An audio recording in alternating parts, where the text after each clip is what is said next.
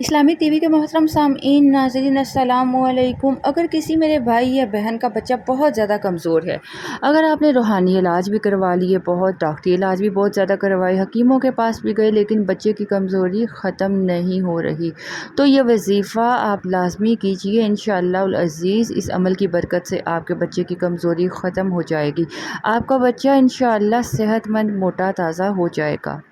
عمل یہ ہے کہ آپ نے دن میں 3 مرتبہ باوضو ہو کر 11 مرتبہ آپ نے سورۃ تین پڑھنی ہے۔ اول آخر درود شریف ضرور پڑھنا ہے۔ یہ سورہ مبارک پارہ نمبر 30 میں آپ کو مل جائے گی۔ یہ چھوٹی سی سورت ہے، یہ 11 مرتبہ آپ نے پڑھ کر پانی پر دم کر کے اس کمزور بچے کو پلانی ہے۔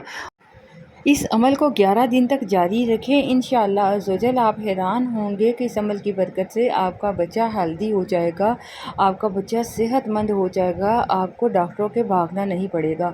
آپ نے اس میں بالکل بھی ناغہ نہیں کرنا، بلا ناغہ 11 دن ضرور کریں، بچے کا سوکھا پن ختم ہو جائے گا انشاءاللہ العزیز۔